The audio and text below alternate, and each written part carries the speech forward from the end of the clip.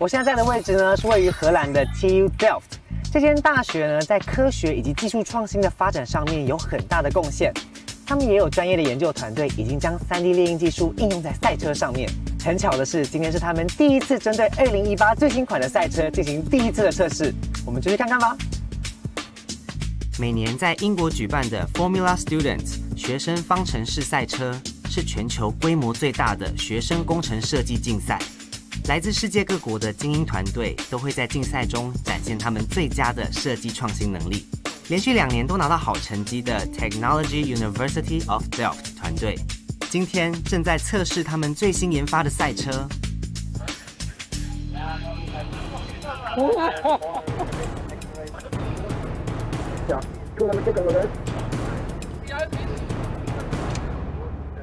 不过好像不太顺利耶。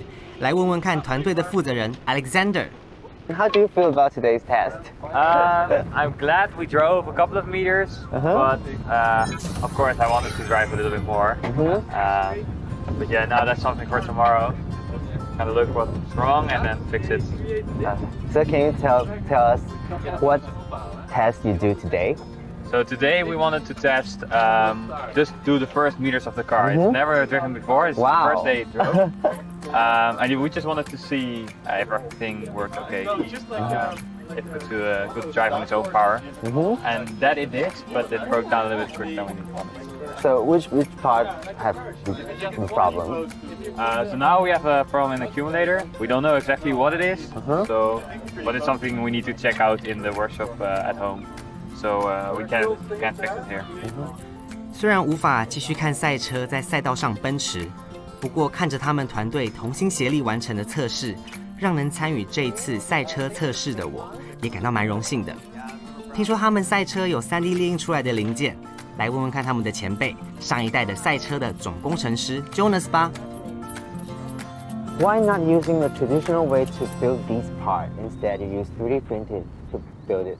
One of the biggest reasons for us to use 3D printing is because we can do it ourselves.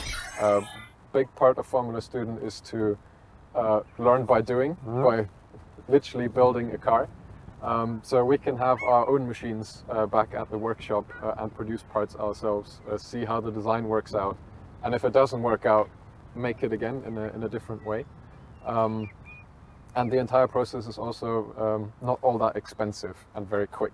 So those are the 3 biggest reasons for us to go with printing. Technology University of Delft 团队在赛车制造上引进新技术，求新求变。我很好奇，让他们团结一心的赛车梦工厂到底长什么样子呢？ So this is the workshop. This is the workshop. This is where you can actually see the parts.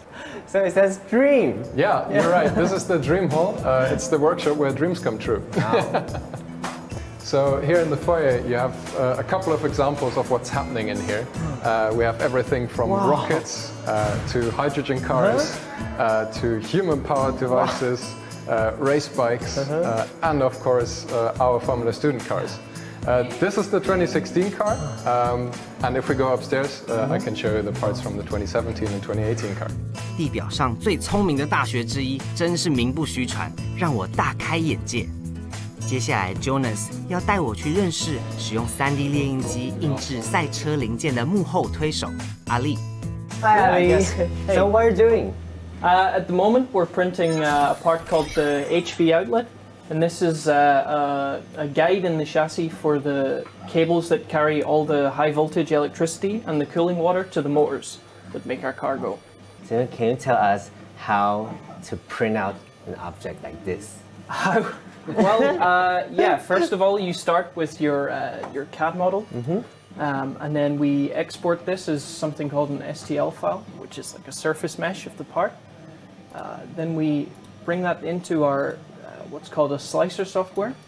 Wow. We position the part, and then, if necessary, we add support structures in. Then we configure a bunch of settings so they're specific to the material and how strong and how fast we need it to print.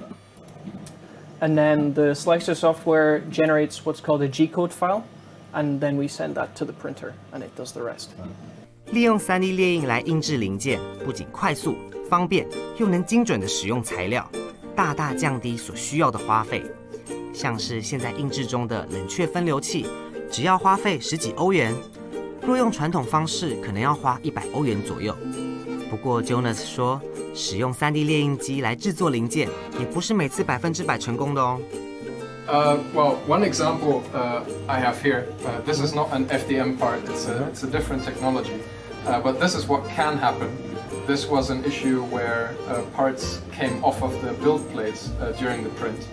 And then the material that came on top of it couldn't attach to anything below it. So this is a pretty typical failure in 3D printing, even for FDM machines, where it's really based on going layer by layer by layer. And if the next layer above doesn't have anything below it, then it's not going to work. So this is a pretty typical failure. So the reason is because there's no support structure? Exactly. 听起来 Jonas 团队在使用3D 列印机上也是不断的尝试，不断的从失败中学习，并且成长，制作出完全符合需求的零件。对他们来说，每次的印制都是一个新的学习。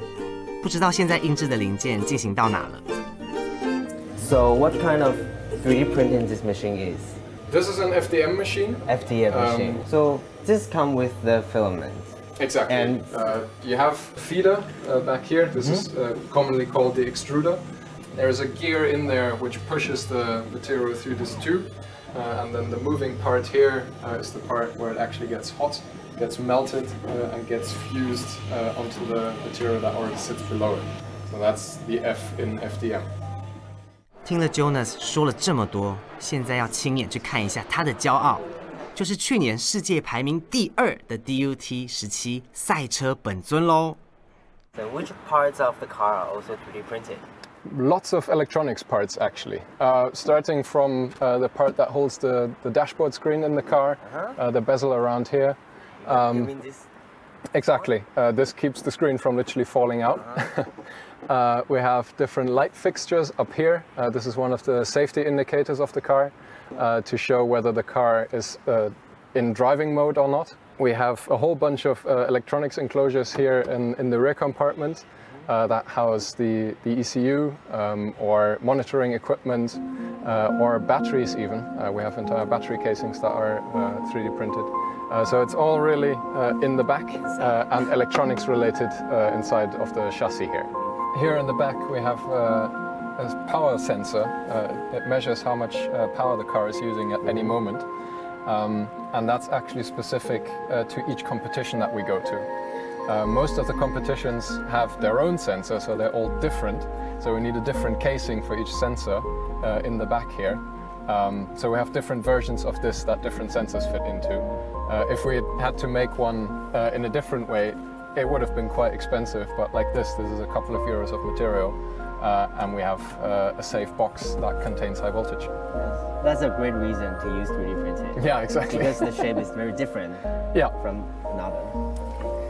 So when you first use 3D printed objects, is there any safety concern that people are worried? Yes, many people are worried that 3D printed parts break, that they are very weak. And it really depends how you design your part again. What do you want to use it for? And how you design the part for the process. There are certain ways, certain orientations that you can print your part in that will make it stronger. Other orientations will make it weaker for the same application. So it again really comes down to choosing the right process for the right application.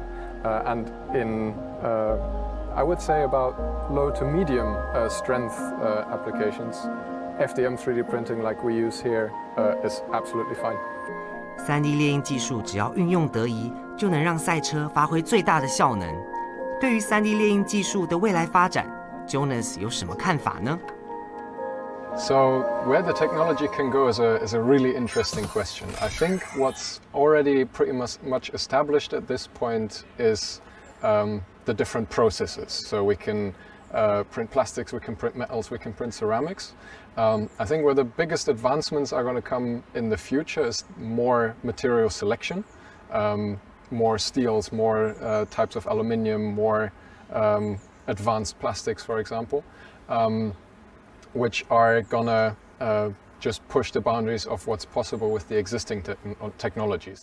Technology University of Delft 的赛车团队善加利用3D 列印的优势来打造独一无二的赛车，难怪是比赛中的常胜军。现在我来到距离阿姆斯特丹约2个小时的车程的恩赫芬市，它是百年灯泡大厂飞利浦的发源地。透过政府与企业的合作，成为科学以及技术发展的重镇。在这边的 Technology University of Eindhoven 因赫芬理工科技大学呢，他们的 Ecomotive 团队计划利用3D 列印技术打造绿能环保概念车。他们是如何做到的呢？ This is actually where we started from. So this is the clay model that we use. So this was actually the first step when we tried to design the car. So we sketched it, and then it's really 2D. So it's very hard actually to see how it looks like. So we use this kind of automotive clay to really produce the car, and for the first time to see it really modeled in 3D. So you could really see how the car will look like when it's finished. Yeah. And well, actually here in the back we do have one of the final parts. So what is this? This is actually the back of the car. So this is made from flax and from sugar. So that's the main ingredients actually of our car. Flax and sugar. Yeah, flax and sugar. So this is completely made out of plants. Wow. And this is the back of the car. So this is pretty sturdy. And you can see that the top actually is a sandwich panel. So this here is the flax. So these are the plants. This is the flax. Yeah. But the flax I know is like soft like fiber. Yes. Actually, what we do is those fibers we print them on tapes of sugar, so from PLA, and we put them in all different directions. And then we press them together, and you get very stiff and very hard plates, and that's how we produce this car. And this is actually at the back, and this is what the chassis is made from as well, from this material. I also noticed that there's the control panel of the car. Yes. And this seems like 3D printed, right? Yeah, that's completely 3D printed. We thought it's really important actually to use those different materials, to use those different techniques. So we made it in 2 parts, so 2 separate parts, and we put them together. And that's the center console. So here will be a screen later on for the navigation, for the GPS system, for the infotainment system. And here we get the buttons so you can really reach something while you're driving. So this is completely 3D printed, and it will be covered with a shell of flax again. 眼前只看到小小的模型车，真正的车子呢 ？Cass 说啊，车子正在车厂，他们的团队正准备为车子上色，一起去看看这一台3D 环保概念车。So eventually, how this car will weight? We expect to be around 350 kilograms. 350 kilograms. Yeah. That is very light. That's for very light a for car. a car. Yeah, it's definitely very light, and that's including the batteries, including the engines, including everything in the car. So drive ready. Yeah.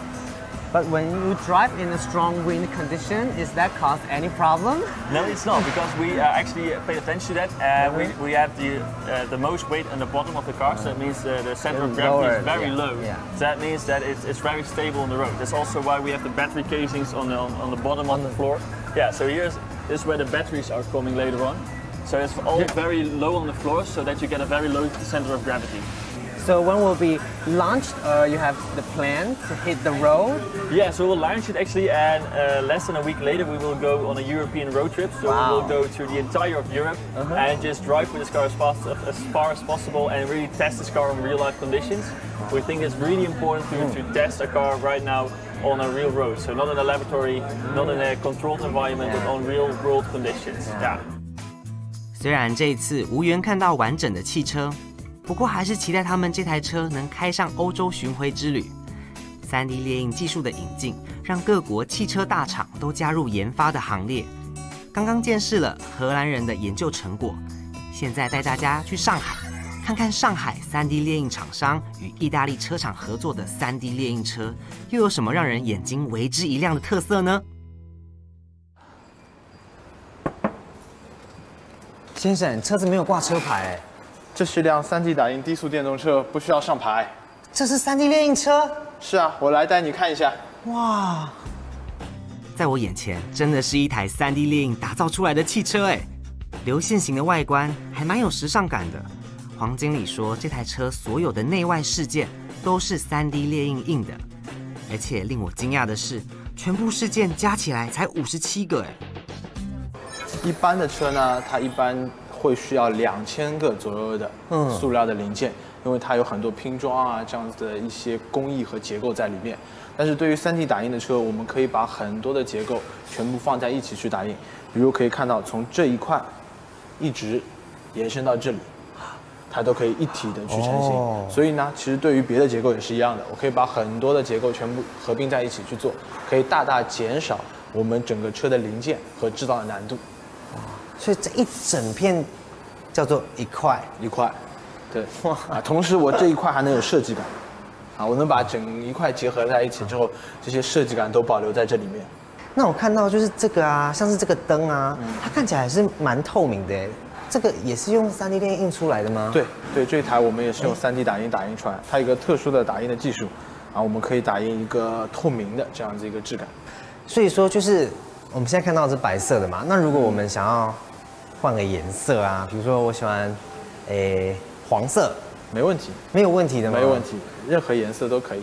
对，我们这个车的话，就是有一个叫做大规模定制的概念，就是说我即使做很多辆。然后卖给别人，我也可以把定制的东西放在里面，因为我3D 打印其实是无所谓的，我不需要开模，我也不需要一些很大的一个前期投入，所以我的生产很灵活很柔性，你有怎样的设计，我就可以制作出怎样的产品。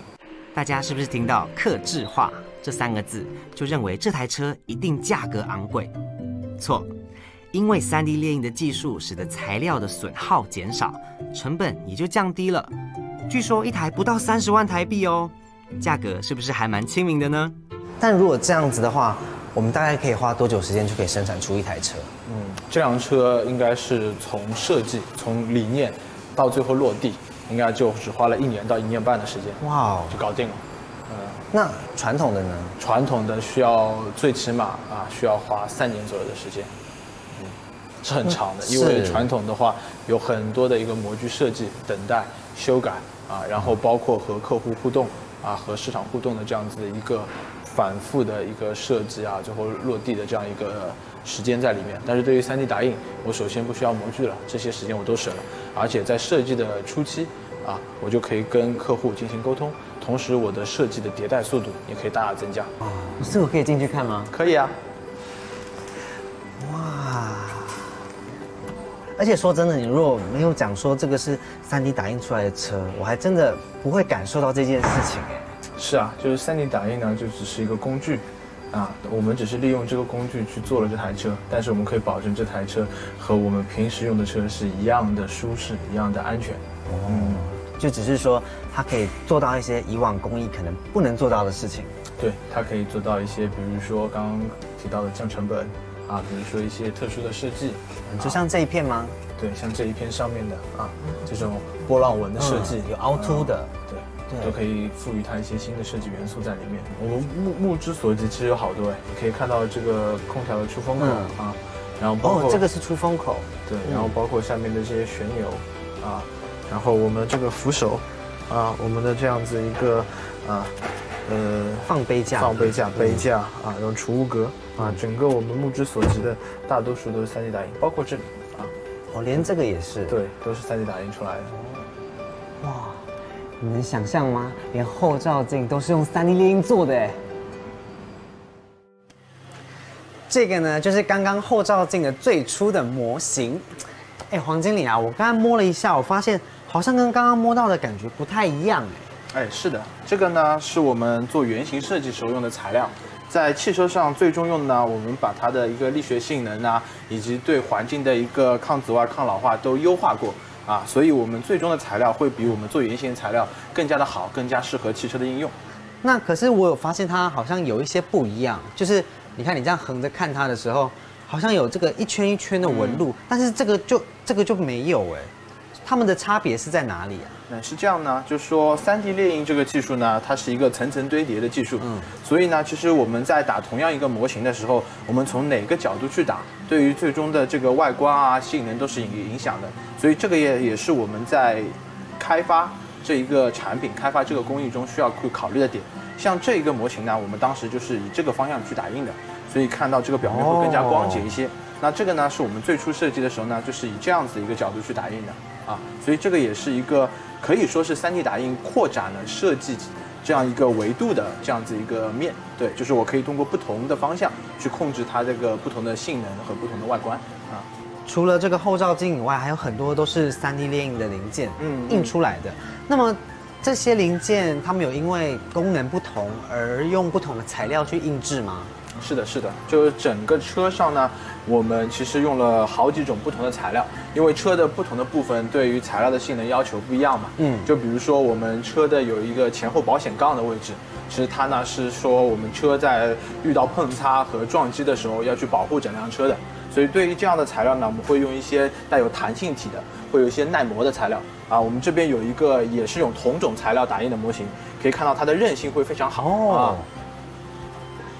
对，所以呢，我们可以看到那个车的前后的一个包围啊，就是用这种又有弹性又耐磨的材料去做的。所以这是有弹性的。对。真的耶。那所以就是因为如果用这样的材料去做的话，如果碰到它才有这个回弹的空间，回弹会把那个力量吸收的，同时不会破坏整个车。那除了这样的材料，那还有另外一个是会有，就是我们对于汽车的内部的饰件呢，就是我们座舱内部的东西，我们呢是用一个尼龙的材质去那个打印的。原因呢是因为我们大家应该都有这样的感受，就是夏天当你把汽车停在一个太阳下很久的时候，会很热，就非常非常热。对，我们之前测过，它这个里面的温度最高可能会达到120度，有这么高？非常高。对，就是在长时间可能晒了好几个小时之后。所以呢，就所有的汽车的内饰件，它的耐温都必须是在120度朝上的，这个就对我们材料厂提到了很高的要求啊。所以我们就专门为这个 XEV 的项目，为这辆车去开发了尼龙的3D 打印材料。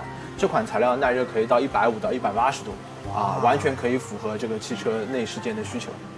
猎鹰一台3D 汽车，除了材料要符合功能安全性，节省耗材使用，才能大大降低成本。